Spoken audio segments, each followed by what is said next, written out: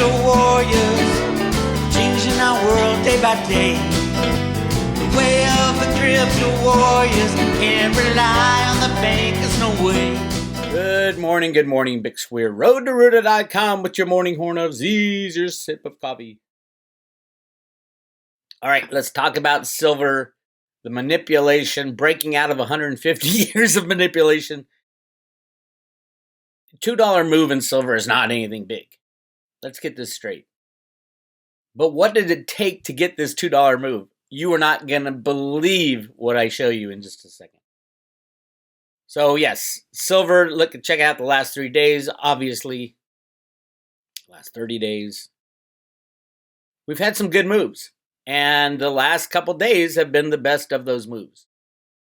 Let's take a look at, here's the 3-day.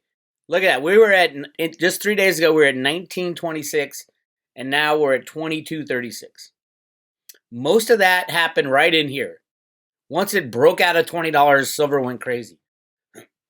Now, silver going crazy should be thousands of dollars per ounce, truthfully. I'm not going to lie to you. 150 years of manipulation. This is the start. This is the beginning. My post yesterday, I was singing, "We've only just begun." Now I'm going to sing some insanity song, like paranoid insanity, because of this. Look at the silver volume on the Comex yesterday. Comex is a criminal exchange that trades futures and options, completely divorced from reality. Look what happened yesterday. Futures, 154,000 contracts, times that by 5,000 ounces per contract, and 41,000 options. That's about 200, almost 200,000 contracts in a single day. You know how much silver that is? That's 1 billion ounces of silver that traded yesterday. 1 billion ounces. With all the mines shut, not all of them, over 50% of the mines shut as far as silver deliveries, silver supplies. And yet somehow the Comex in one day trades 1 billion ounces of silver derivatives. It's a freaking game. It's a ridiculous game. These markets need to shut down. Shut down completely. It is fraud. It is 100% criminality. Who has the wherewithal to trade that kind of metal derivatives? Only the big banks. I don't even know if JP Morgan was involved in this one. This is all about taking down the crypto, the silver cabal. There's two cabals. There's a silver cabal and a gold cabal. I think there are even two different cabals within the metals. Let's call it a gold cabal, a silver cabal, and a crypto cabal. I've talked a long time about the crypto cabal, and I've talked about the silver and gold cabal. I've always talked about them together. I don't think they're fully together. I think there's a small, tiny handful in the silver cabal, including JP Morgan, obviously, HSBC, Deutsche Bank, Bank of America, and Citibank. That's the cabal, if you want to know who it is. And Goldman Sachs, of course. But to get silver to go up $2, $1.50, it took 1 billion ounces of electronic silver to go firing at this. It might be the good guys buying all that. I don't know. It might be JP Morgan, HSBC, Citibank, and Goldman, and Deutsche Bank trading back and forth with their high-frequency trades. I don't know. All I do know is it's ridiculous. It's a fraud. Obviously, there's a buyer and seller for both contracts, right? Who in their right mind would have sold 1 billion ounces of silver yesterday to try to cap the price? 1 billion ounces of silver derivatives were sold yesterday on the Comex. Where are the police? The Comex, the CFTC is the regulator of the Comex. The CFTC is the biggest joke in the history of regulators. Double anything. This might be, I don't think it's the biggest day. I seem to remember back when the cabal, JP Morgan at the time in 2011, slammed silver price down from $50 to $40 to $42, I think it was, back in 2011. I seem to recall a $1.5 billion day. This is a $1 billion day, and it only moved the price $2. This is insane, my friends. And check out, very little was taken out. There's still over, what is that, 6.5, almost 7 million ounces of physical silver that hasn't been delivered yet on the July contract. We might not even make it through the July contract without defaults on the Comex. And look at September. It is not budging from 142,000 deliveries ready to go. It won't be 142,000. But I think it'll be a hell of a lot more than what we have done this month, which is the largest month ever, at least since the 1980s. 15,000 so far. It'll be 16, close to 17,000 silver contracts delivered. 15 is 75 million ounces. Now, supposedly the other day, Eric Sprott for the Sprott ETF filed some kind of a public filing saying he's going to raise $1.5 billion, which at $20 silver, that would have been 75 million ounces. The same thing that was delivered in July. We aren't going to make it to September, my friends. We are not going to make it to September in the silver market. Shit like this, massive attempts to protect the silver price from going to $1,000 in a blink of an eye, they had to sell 1 billion ounces of silver just yesterday in the derivative market, just to hold the price from going up only $2. What are they going to do today and tomorrow? This is insane. Anybody in their right mind who sells silver, now this selling of silver is not because they're taking profits or they don't like silver or whatever. It is 100% to cap a runaway price. We are so close to our $5 silver days, our $10 silver days, our $50 silver days. 150 years of silver price suppression is unraveling. Silver mining shares? Hell no. Get way away from those. Way away from those. First things to get nationalized is the mining company. Second thing is the bullion held in vaults. If you hold your bullion in someone else's vault, it's going to get taken by whatever country that vault resides in. Why? Because the rest of the population is going to have nothing. I have told you for 20 years now, being in the silver market, 20 years that I've been in, literally 20 years. Well, 21 actually. I got it in 99.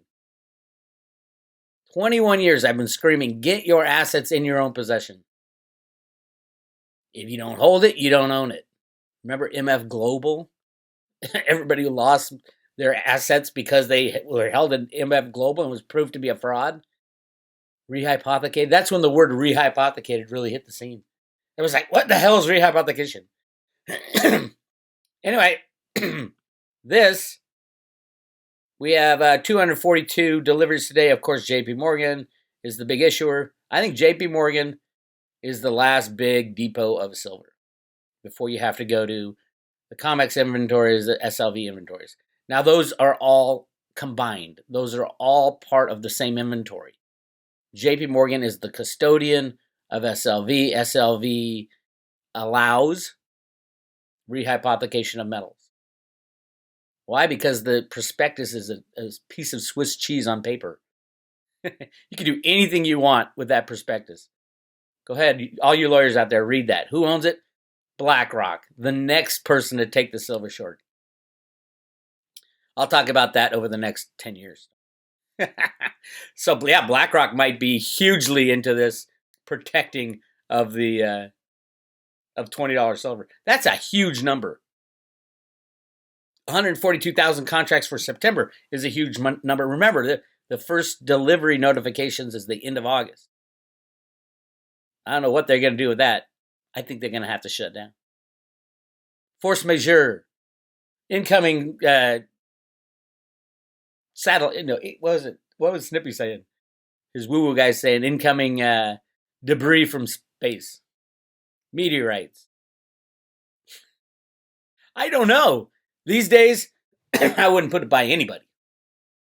But the good thing about like predictions like that, short-term predictions, are you're gonna know if the person who predicted is right or wrong. You're gonna know right away. There you go. There you have it.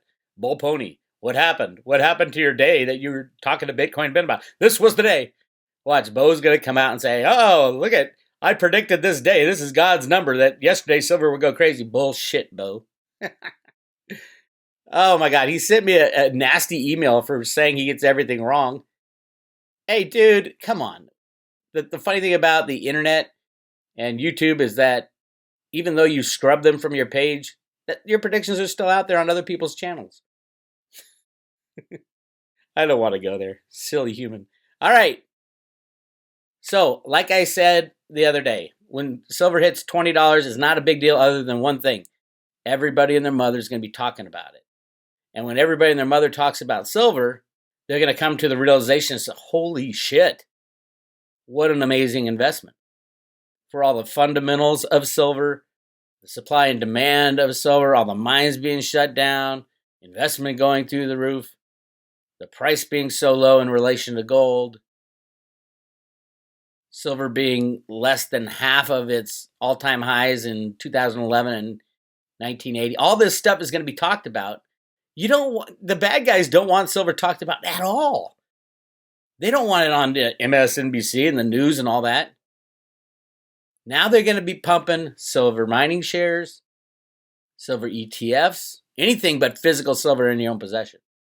But physical silver in your own possession is all that's going to last.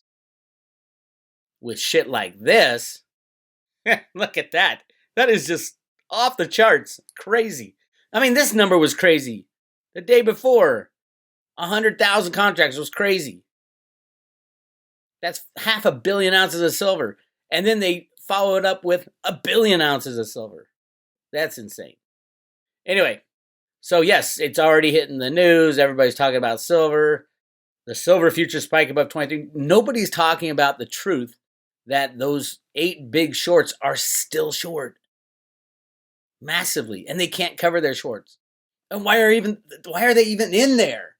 Why do we have these massive players fiddling with the silver market? Where the hell is the CFTC? Ultimately, there is a way to fix it, but they didn't take my advice. I wrote this, I think, 10 years ago. And I've been screaming at the CFTC and the world to adopt Bix Weir's solution. Nobody listens to me. The Silver Manipulation Solution, 17 requirements for a freely traded silver market structure. I know Bart Chilton and guys back then were reading this because they got back to me and said, why do you say this? Bix, why do you say that you have to melt down all the silver and gold in the world to figure out what's what? Because half of it's fake. Trust is leaving the market, and that's trust in the fiat money system, trust in the bankers, trust in the government, and especially trust in the metal that you hold. If you have a gold bar over 10 ounces or over, you probably have something other than gold under that leaf of gold that's covering it. Silver, who knows what you have? If you have 100-ounce bars, who knows what you have? Swap them for 1-ounce bars. 1-ounce rounds. Even better, swap them for pre-65 coinage. Because you don't know. You haven't drilled into your bar. No gold bars are drilled into. They're too pretty to drill into, right? And you might lose some gold. This is insane. Everybody's going to be demanding a remelt.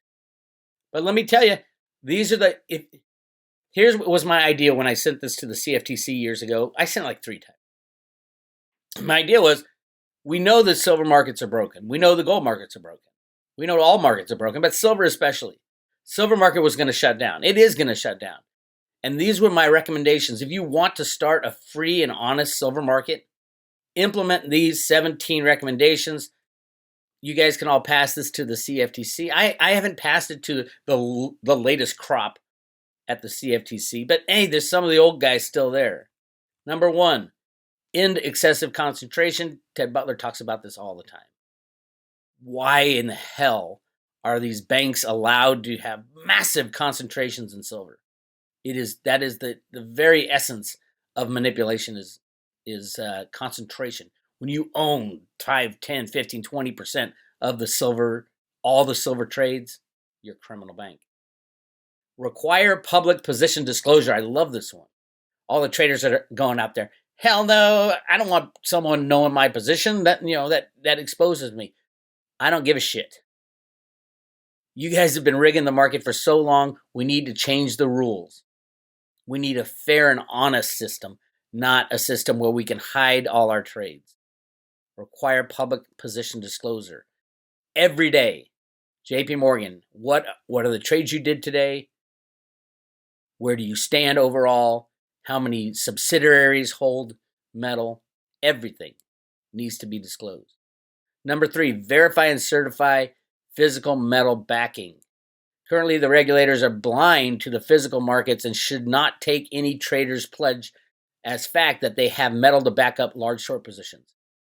Right now, here's what's happening right now. JP Morgan's signed a deal, according to Ted Butler, signed a deal to put metal into the ETFs for the other traders to say, this is what's backing our short position. That's bullshit. That's complete bullshit. Those ETFs, that's supposed to be standalone metal. Standalone metal.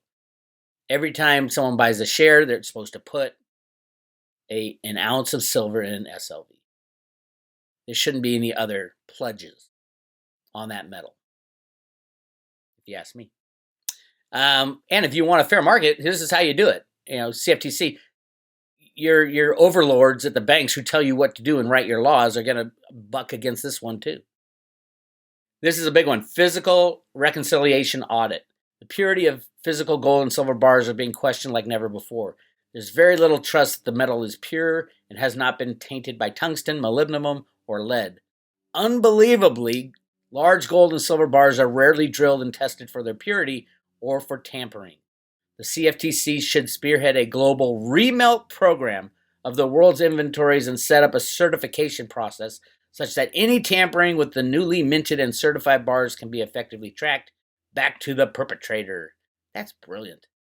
But that's not what they'll do. They'll never do that because that would require honesty.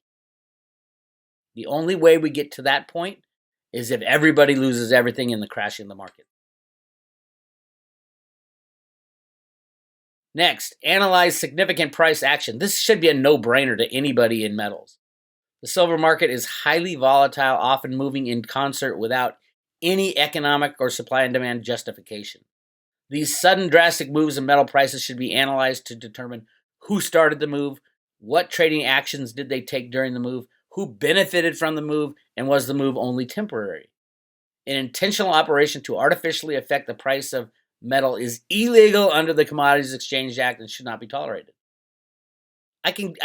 We can all name the people who make the moves in silver.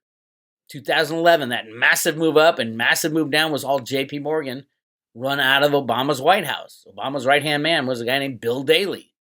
Bill Daley was, before he became Obama's chief of staff, was the head of the JP Morgan SWAT team. Duh. All right. Audit past manipulative maneuvers. Absolutely.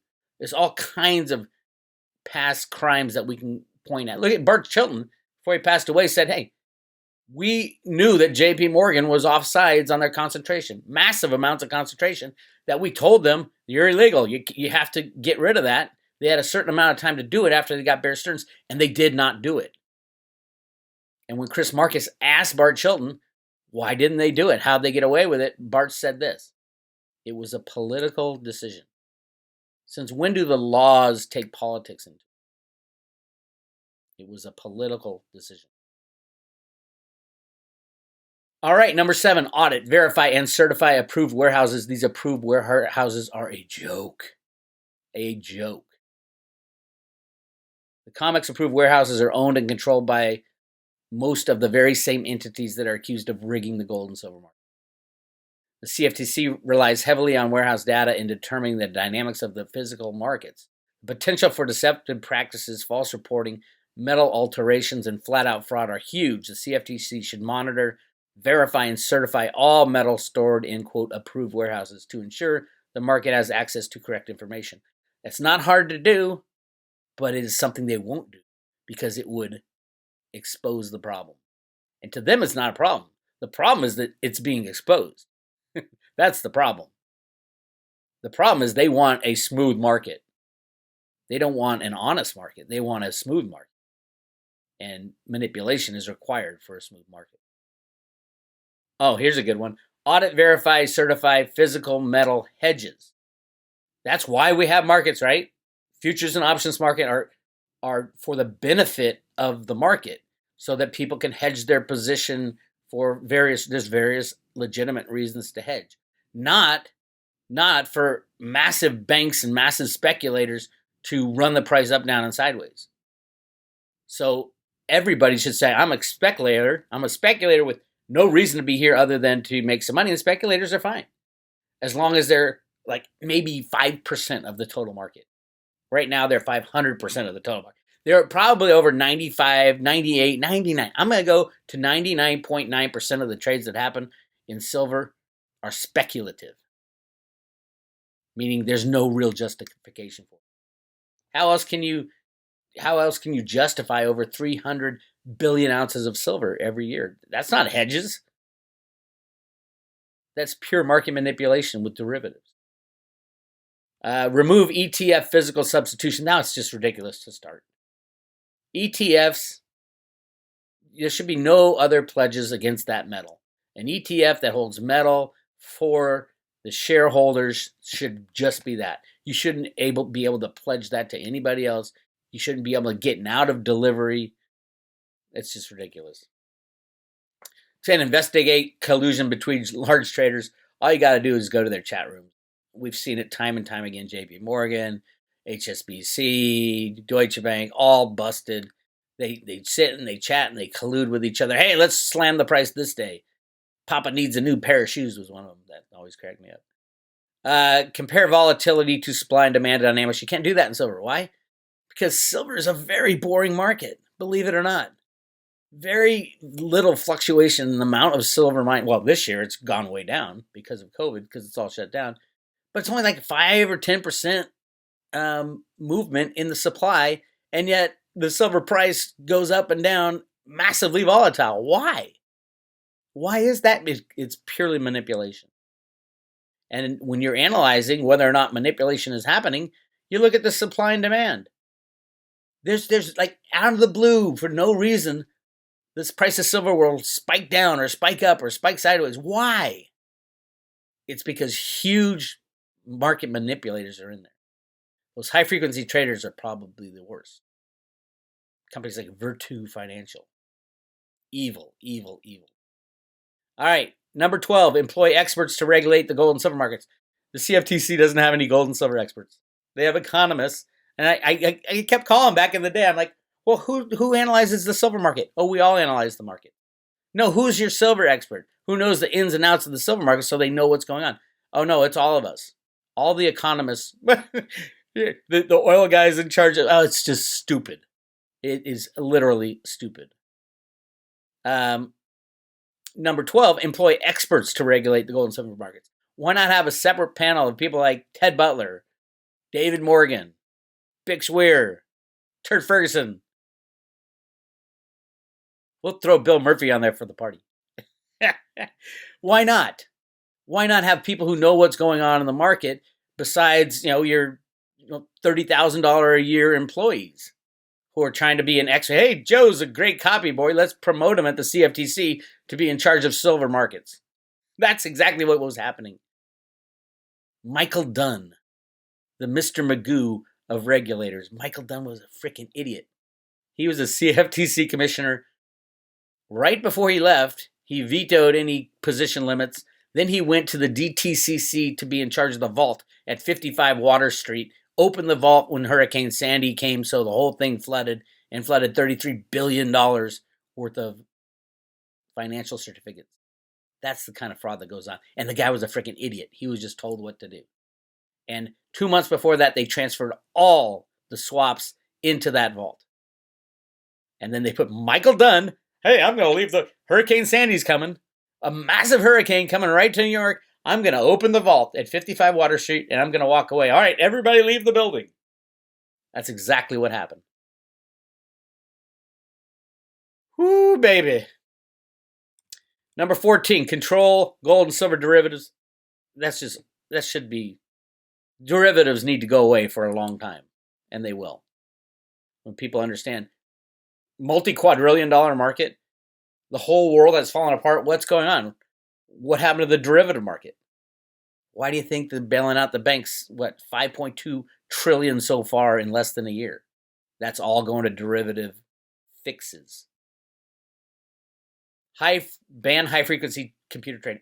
Computers, high frequency trading should be banned flat out on all markets. Every trade should be settled before they're allowed to sell it. If you buy something, you exchange contracts, you exchange ownership, you exchange certificates. After you get that, there should be a waiting day of maybe 3 to 5 days. Then you can go back and sell it again. That's the only way to fix it. Right now, milliseconds, high frequency trades back and forth, never exchange contracts. That's why we're in our problem right now. Number 16, daily volume limits and public disclosure. You cannot have shit like this going on, where a couple banksters are dumping 1 billion ounces of electronic futures and options on the market to cap the price of silver. That's ridiculous. That is completely ridiculous. There should be volume limits and public disclosure every day. Every single trader should say, here's what we did today. We would know who the banks were that sold the 1 billion ounces yesterday. We need transparency in market. And then finally, CFTC employment restrictions. The revolving door between government and the banksters needs to end forever. There should be, I hear right here, there should be a 10-year hiatus before a CFTC employee can go work for a financial institution, and vice versa. Right now, it's a revolving door. Anyway, those were my recommendations 10 years ago. I'd add another one. I'd say, hey, you want to fix the market? Implement peer-to-peer transactions. How do you do that? Veritasium. Reggie Middleton has the answer. Hey, U.S. government, you want to fix your problem and keep these markets up and going? Go talk to Reggie Middleton, the guy you f***ed over in a very racist and biased way, by the way. Go talk to him about how to fix our markets. He was doing it for the Jamaican Stock Exchange and the German Stock Exchange before you torpedoed his efforts. Criminal SEC moves. Of course, Steve Mnuchin had a call on that. Trump probably had a call on that as well. All right. I've already gone on too long. I'm going to post another one, what's going on at the Fed, and the Fed implementing a gold standard. If you have cryptos, you better have gold and silver as well. I'm just saying. I would say silver because it's better than gold, but definitely one of them, one of the two, or two of the two, because there's big changes at the Fed. I'll post that later today. And today is Word Wednesday with Paige. It's a good one. So go to Instagram. On the Road to Ruta is the Instagram page, and Paige will be there interviewing me and talking about the Word Wednesday word, which I'm not telling you. You got to go there to find it out. All right, this is Bix. I'll talk to you guys later.